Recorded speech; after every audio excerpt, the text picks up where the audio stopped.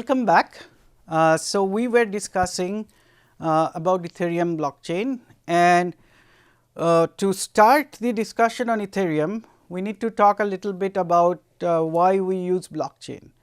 And you will see throughout the course that whenever we say why we want to use blockchain, depending on which context we are talking about, which platform we are talking about, we will talk about it slightly differently. So, let us look at this in the Ethereum context.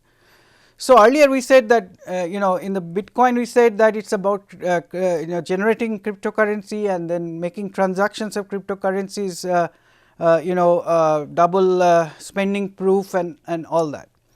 Now, we are saying that blockchains are to be used when multiple parties, perhaps located across the world, need to share data and transfer value without trusting each other. Now, we are bringing in data sharing as one of the key reasons why we want to use blockchain, and transfer of value, which may mean transfer of properties, assets, or which could mean transfer of coins or cryptocurrencies, right. So, this is more generic than what Bitcoin was doing. Now, let us look at this trust issue. So, we are saying that even if we do not trust each other, the different parties, we can still make sure that we can securely and we can generate a trust that everything will be working fine without a third party ensuring that everybody is playing fair, right. So, usually we need a third party. Now, this trust about the different parties in a transaction, and when I say transaction here, I do not mean cryptocurrency transaction, any real world transaction like buying a property or sharing information and all that. So, there is a what the financial world calls this kind of mistrust is counterparty risk. Counterparty risk means that the thought that or the risk that the other party won't hold up their end of the bargain, right. So, for example, I want to purchase a book from you and I send you money, but you do not send me the book, right. How do I ensure that that does not happen? Now, currently the way it works is that the other party which is selling the book is normally a large company like Amazon, and therefore, they have a reputation to keep, because tied to their reputation is their value of the company. Now, if it is a small time person like Amazon Marketplace, then it is Amazon who underwrites the risk, right. So, but in all these cases, the counterparty risk is mitigated by either reputational issues or by a third party. So, the blockchains such as Ethereum tries to remove the counterparty risk through a clever use of mathematics, cryptography and peer to peer networking, right. So, that is what the blockchain platform provides, is the remediation of the counterparty risk without a third party or centralized authority. So, let us see what is wrong with the centralized approach, and we discussed this before. Let us say the central database is your student grade database in a university, and all the grades submitted by the instructors are in the database, and the way to interact with the database is through a front end like through a browser, and then the front end is actually rendered version of HTML, CSS, JavaScript, etc. And then in the back end there are some server application like written in PHP, Ruby, Python and so on, and then there is database. Now, the point is that how does the student know that the data in the database about his grades or her grades is the correct grade that the instructor provided? How does the instructor know that the grade they submitted is in the long term remains the same grade after some years? Could be that somebody insider could have changed the database, or it could be that there was a cyber attack on the web server and through that they gained access to the website, maybe through SQL injection. And also when you back up and restore the database, depending on how you keep your backup and who has access to the backup and so on, the database backup, when you reconstruct the database from the backup, you may not be able to trust it, and this is the problem with the centralized approach. So, one possibility is that every time the data changes, you make a backup copy and you retain all historical backups of the data, and you keep the hash of the backup and keep the hash safe to prove the proof integrity violation. But the question is, where do you keep the hash of the data? Because if the person who is in charge of the database hashes the backup and keeps the hash with him, then later on if he decides to go and change the data, he will change the hash also. So, the hash should be somewhere that he or she cannot manipulate, right. So, one possibility is that you do not put all the data in your database in a blockchain, but you commit the hashes of the different backups to the blockchain. So, every time you want to go and check integrity, you have to look the hash up in the blockchain, and given that blockchain is tamper resistant, that the person who is in charge of the database may not still be able to access the hash and change it if he changes the data, and he cannot change the hash.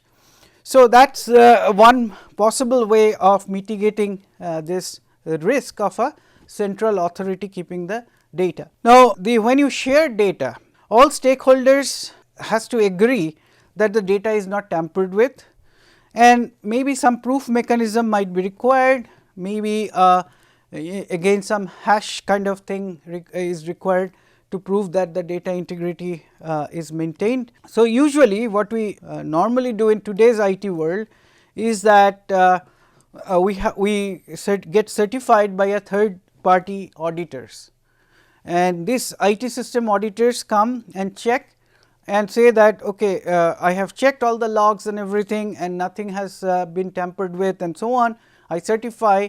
Then whoever is interested can actually look up the audit reports and satisfy themselves, but this has all kinds of problems, because the auditors might be bribed, the auditors might make mistakes, all kinds of problems. So, I as a consumer of the data, or whose data is being kept at the central server, has no way to directly get a proof of integrity. You are always you have to trust the third party auditor, or you have to trust the party that is keeping the data, and that is not very comforting, especially in today's day and age. So, one can consider blockchain in different ways. So, one possibility is that you keep all the data in the blockchain, and every time you commit a data, that is a transaction. Every time you make a change in the data, that is a transaction. If every time you delete a data, that is a transaction. So, all these things will be in the blockchain. And since everybody has a copy of the ledger, so it is and therefore, depending on what consensus mechanism you use, you are unlikely to be able to do anything without being caught by some of the participants. So, this makes the ledger secure, decentralized and replicated and so on. So, it is a fault tolerant, and anybody who wants to verify that the data has not been tampered with, all the information about when the data was put, like initiated, that is a transaction, when the data was modified, that is a transaction, when the data was deleted, it was a transaction. So, you can actually go and browse the blockchain, it is a public, and then you can say that okay, I have a proof that. So, I have direct proof, not by a third party auditor telling me that I have checked all the logs and everything. Now, one problem with this is that data often is private, information like grades. You cannot put grades of students in a public ledger. So, in that case, you do not necessarily have to put the actual data in the blockchain, but you put the hash of the data. Every time you make a transaction on the data, you put a hash of the data in the blockchain.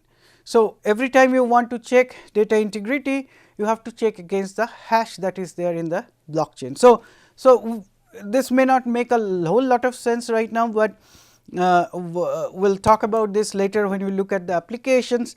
But the point is that blockchain is not necessarily for keeping all the data on the blockchain. Blockchain could be only about keeping the logs of all transactions in a secured form in the blockchain, so that you have proof that the data has been tampered with or not.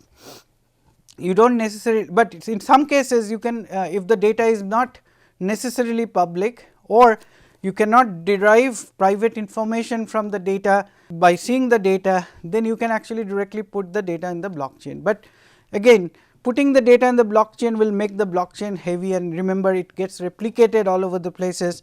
So you have to find out based on your application needs whether you want to put all the data in the blockchain, or you want to put some clever way of proofs of data tampering or not in the blockchain.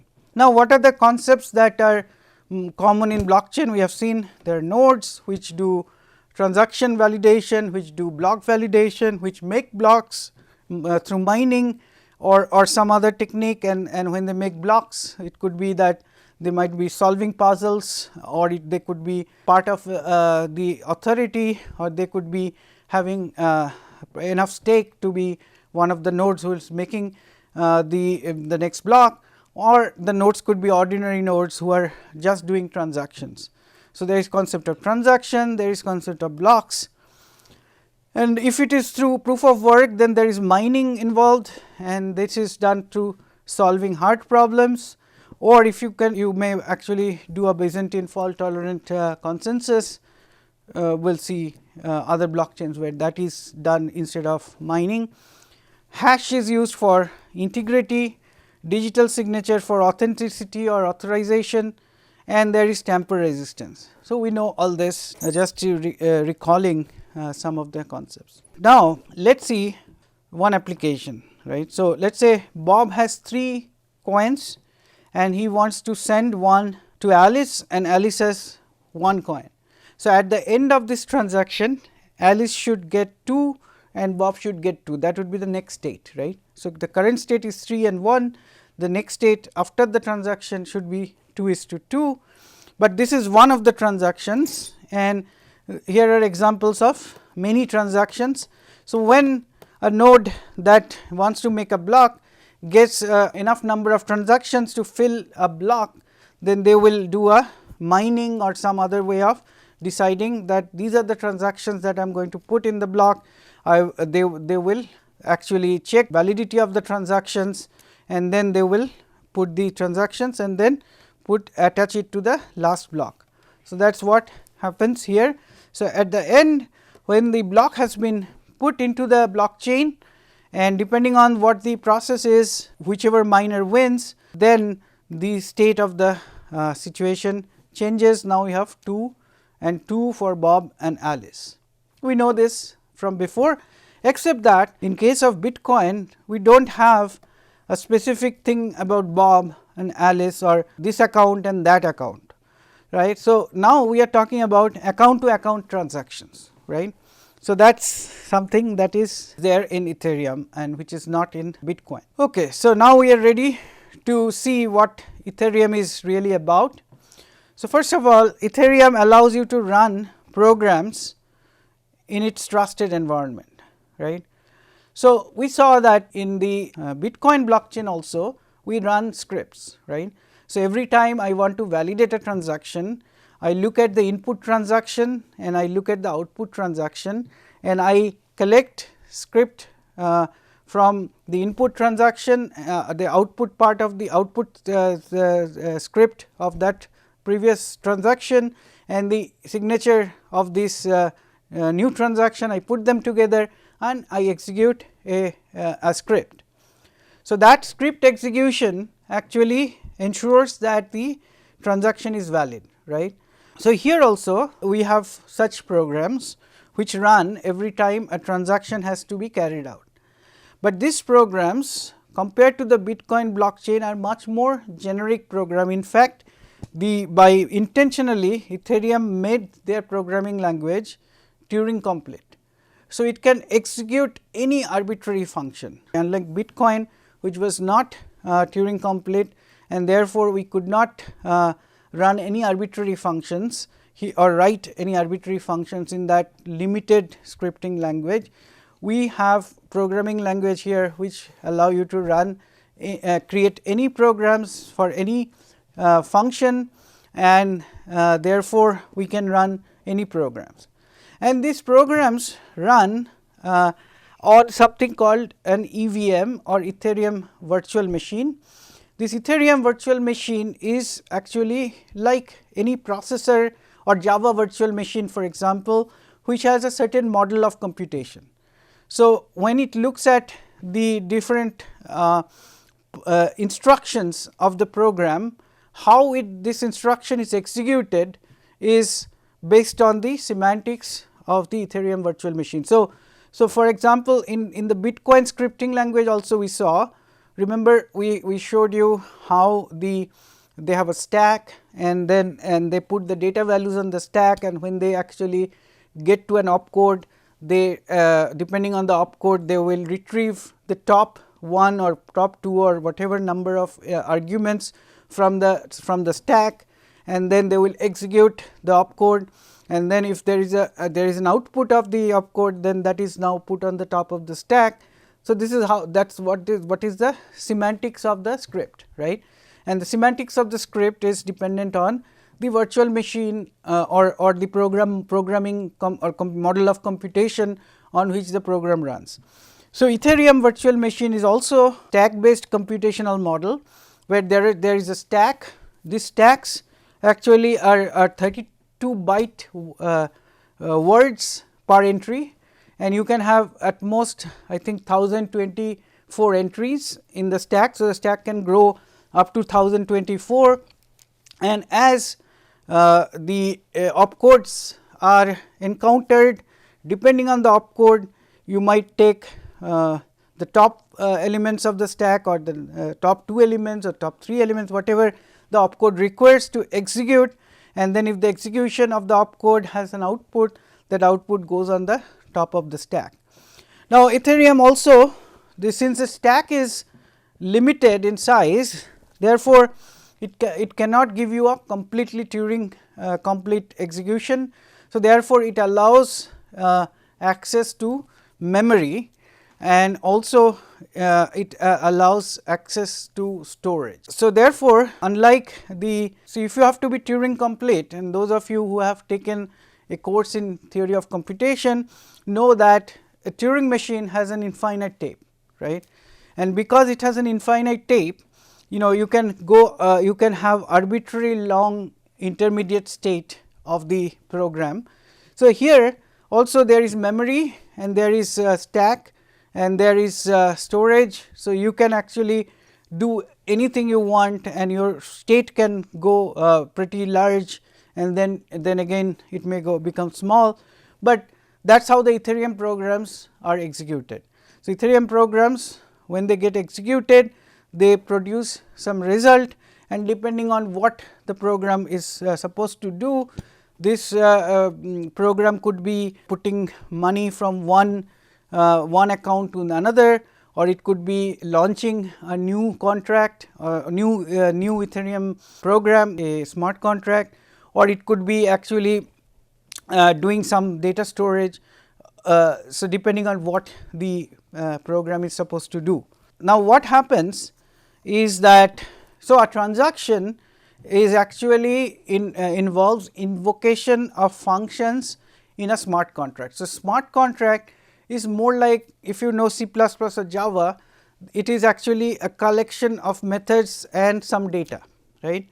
So, when a transaction needs to happen, it refers to a smart contract, it may refer to a smart contract and some method or function inside the smart contract, and it can do that. A transaction can be quite complex.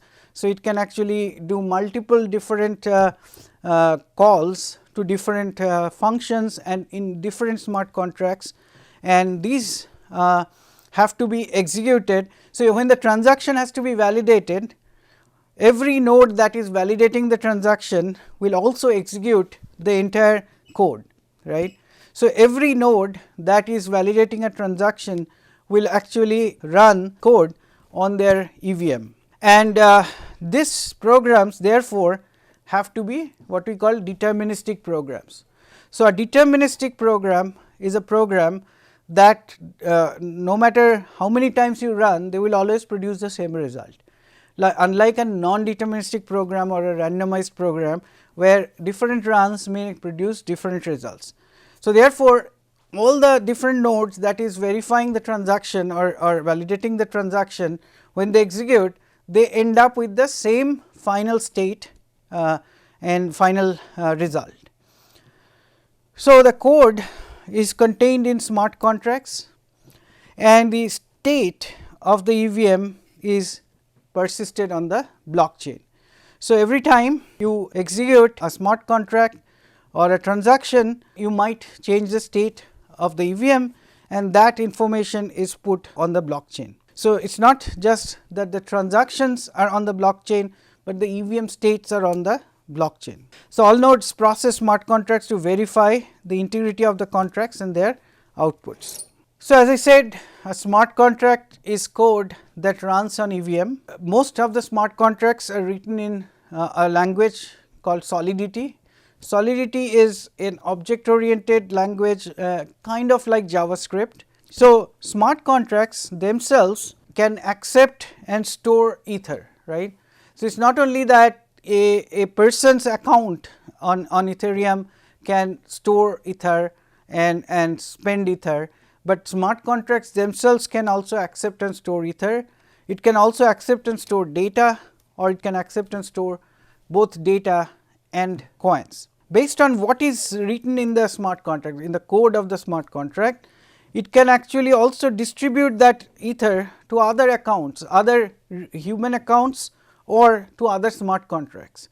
So, kind of like each smart contract as if they also have an account, right.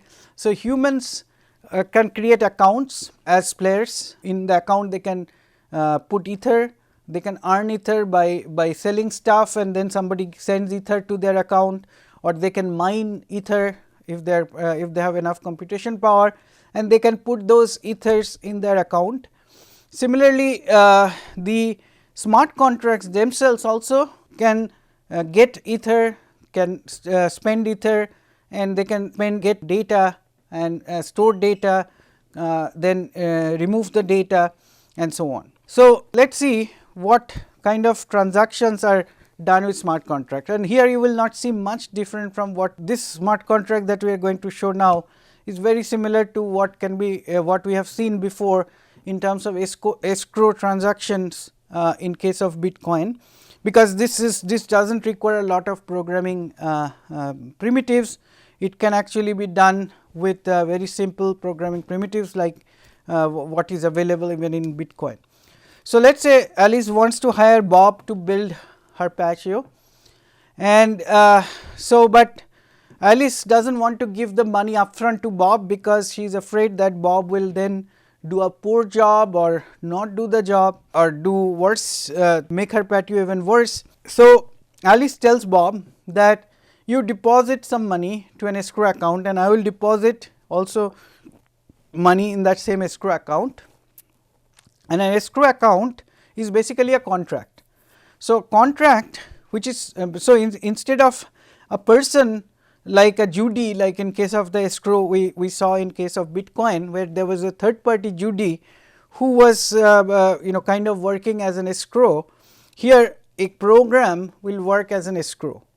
So, the program is written in such a way so that if the contract, the real world contract gets fulfilled, for example, Bob really builds the patio to Alice's satisfaction, then Alice can invoke a function in that contract so as to pay Bob the money. And if Bob does not do a satisfying job or does not build her patio, then she can invoke a function in the contract to actually not only get back her money, depending on what is written in the contract, maybe get Bob's deposit also.